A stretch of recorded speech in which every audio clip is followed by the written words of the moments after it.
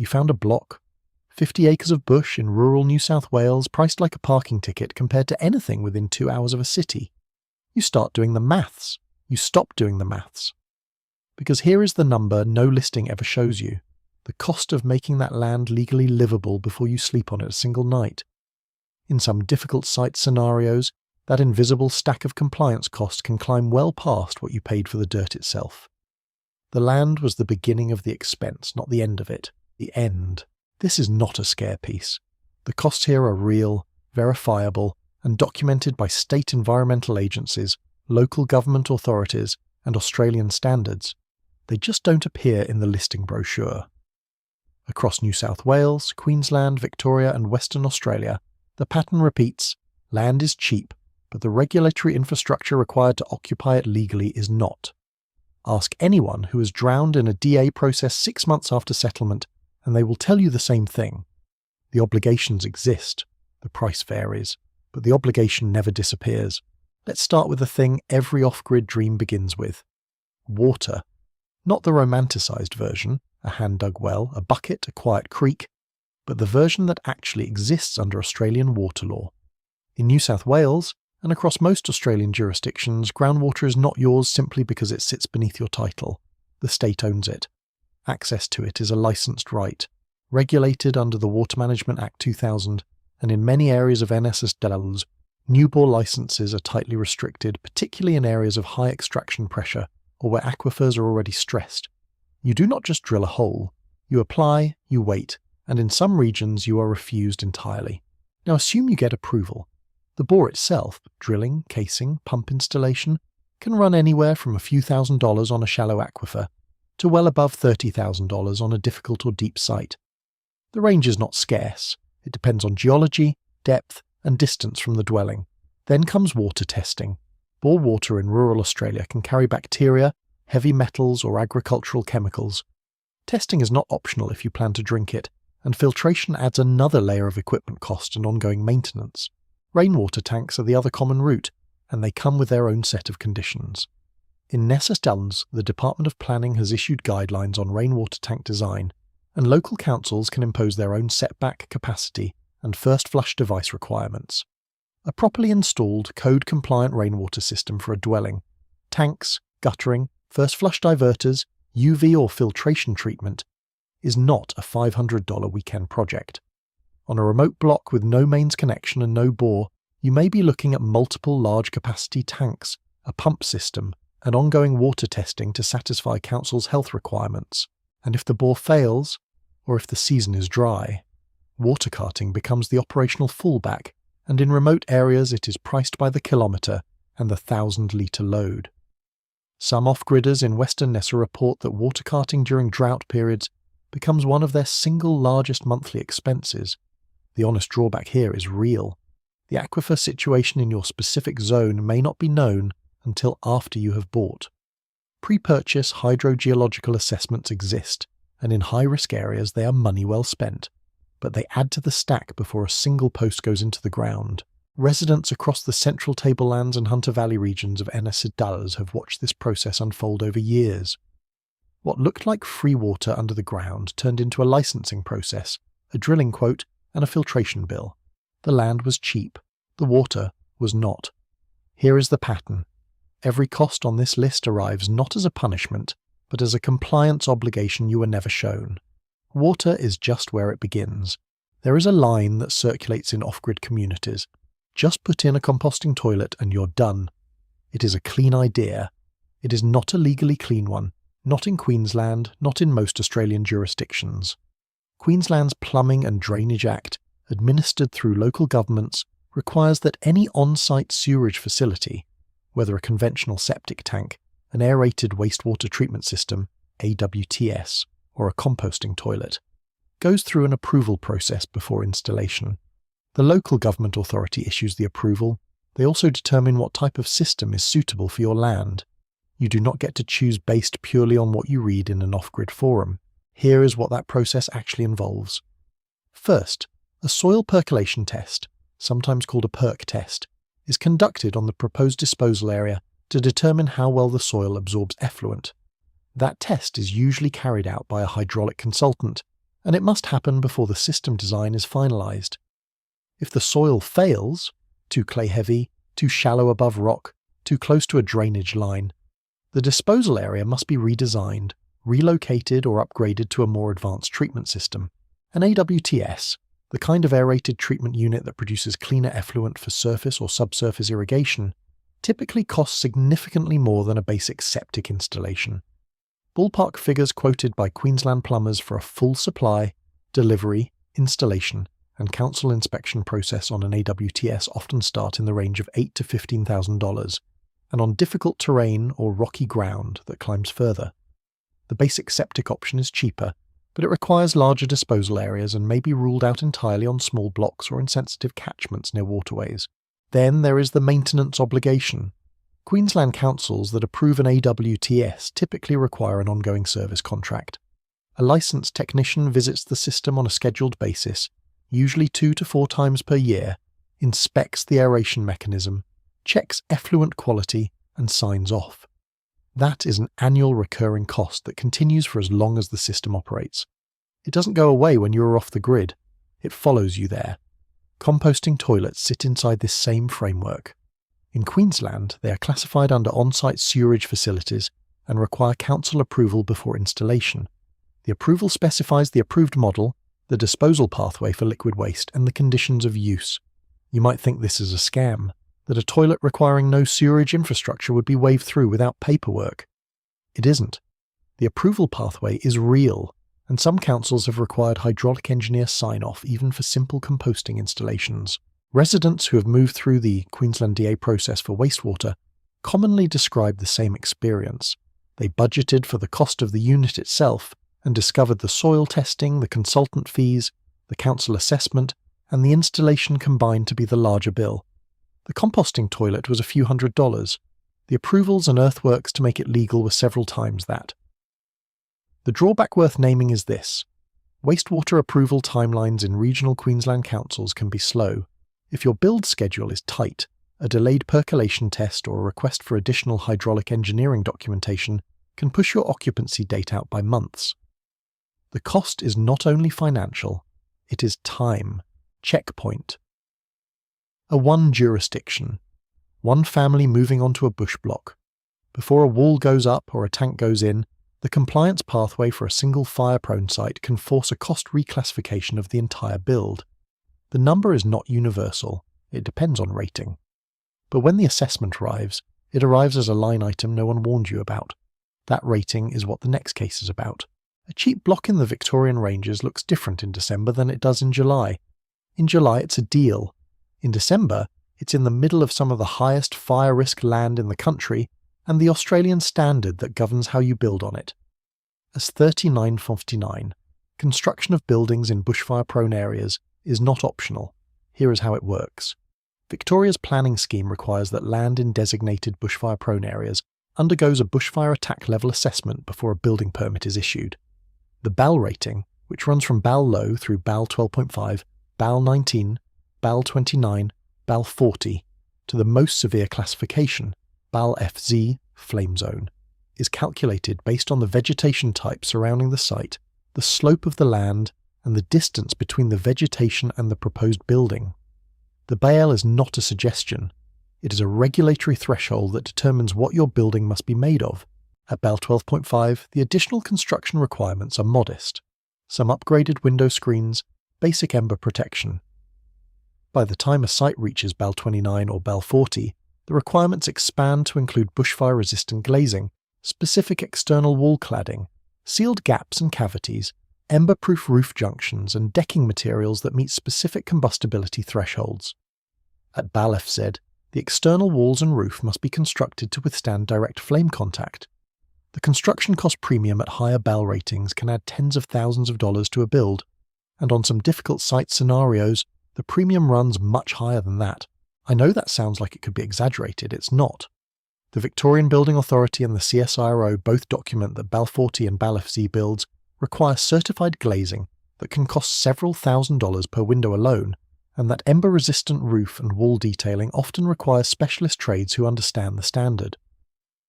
If you are building a modest owner-builder structure and your BAL comes back at 40, The material specification upgrade is not a rounding error on the budget, it is a reclassification of the entire project. There is also a water requirement.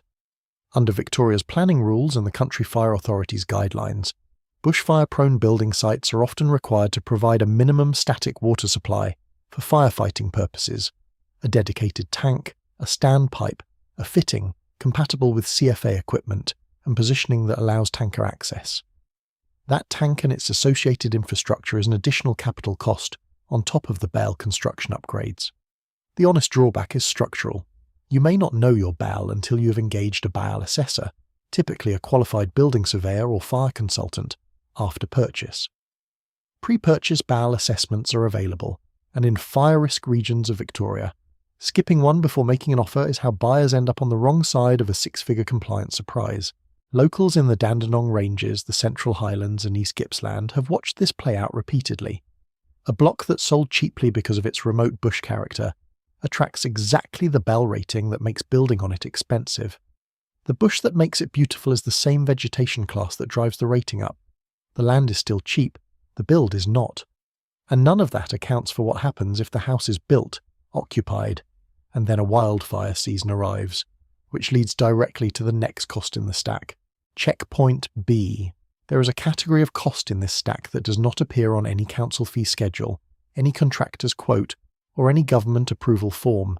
It arrives in the mail. It is calculated by actuaries who have been processing 6 years of Australian natural disaster claims data.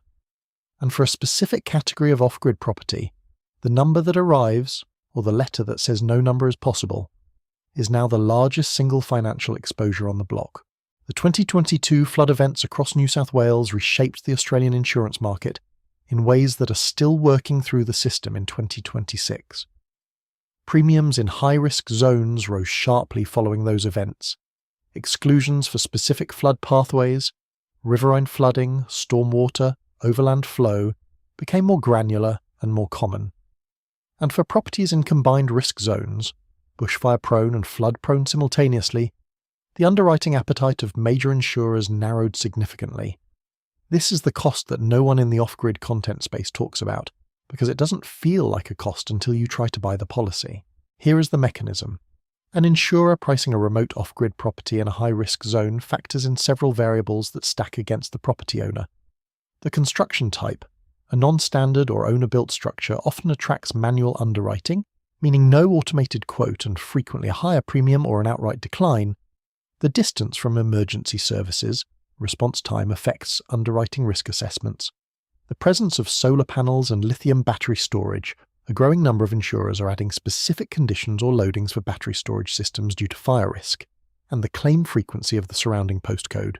The result, for a meaningful subset of off-grid properties in Nestend, particularly in areas that have experienced multiple declared disaster events in the past decade, is one of 3 outcomes. A policy with an excess so high that it effectively functions as no insurance for small to medium events, a policy with exclusions that cover the most likely risks, or a letter that says the property cannot be insured through that provider at all. Some remote and high-risk properties have genuinely cycled through multiple insurers to find coverage, and the premium that resulted from that process was not a number that felt sustainable on a rural income. Residents in parts of the northern rivers, the south coast and western floodplains of Nessasam have experienced this directly. Properties that were insurable at moderate premiums before 2017 now sit in zones where obtaining comprehensive cover requires specialist brokers, non-standard underwriters, or acceptance of terms that most urban homeowners would find untenable. You might think this is a niche problem for extreme risk properties. It is becoming less niche every year. The Insurance Council of Australia publishes data on the rising percentage of Australian homes it classifies as facing insurance affordability stress, meaning premiums above a defined threshold relative to income. That data set is growing. The specific drawback for off-grid builds is this. Your mitigation efforts, a BAL-compliant structure, a water tank, cleared defensible space, may reduce your personal risk, but they do not automatically translate into a better underwriting outcome. Insurers price on postcode and history as much as on individual property. The neighbours who did not clear their land, the flood event that hit the valley 3 years before you arrived, those factors are already priced into your quote, A home you can legally build may be a home that no insurer will cover at a price you can sustain. That is not a hypothetical. It is a documented market condition in multiple Australian jurisdictions in 2026. Here is the thought that keeps off-grid buyers going when the compliance stack gets heavy. At least I'll be free of the system. No council, no bills, no bureaucracy. And then the rates notice arrives. Going off-grid in Western Australia does not remove a property from the local government authority's books. Rates are levied on the unimproved value of the land, and that levy applies whether you're connected to mains water, mains power, mains sewerage, or none of the above. The Shire still sends the notice, the due date still arrives.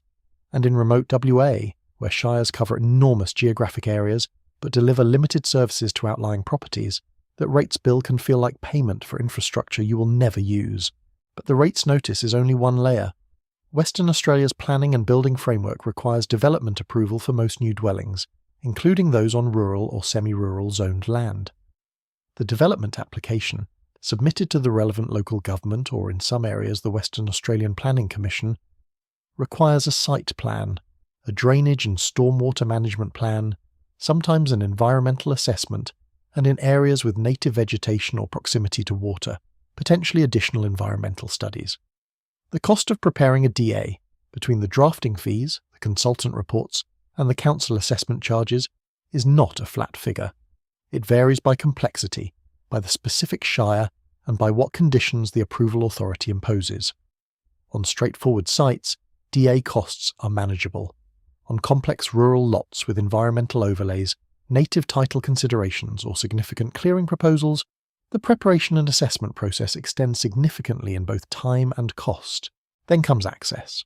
A rural block with no formed driveway is a block you cannot legally occupy as a permanent dwelling in most WA shires without an approved vehicular access point, a crossover permit, a formed driveway to the shire's specification, and in some cases, a contribution to the road formation or culvert installation on the road reserve.